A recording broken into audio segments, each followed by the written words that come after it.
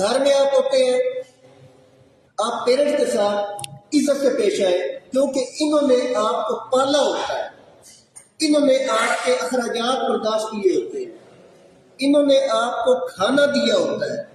انہوں نے آپ کو پہننے کے لیے کپڑے دیے ہوئے ہوتے ہیں۔ آپ ان کے ساتھ عزت سے پیش آئیں، اور سکول میں جب آپ آتے ہیں، کالج میں چلے جاتے ہیں، یونیورسٹی میں چلے جاتے ہیں، تو جو اساتذہ ہوتے ہیں، جو پروفیسر ہوتے ہیں، جو ٹیچرز ہوتے ہیں، انہوں نے آپ کو علم دیا ہوتا ہے، آپ کو خواب غفلت سے جگایا ہوتا ہے،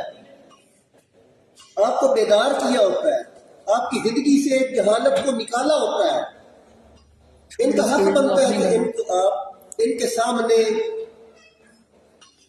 اچھے طریقے سے پیش آئیں، ان کی عزت کریں،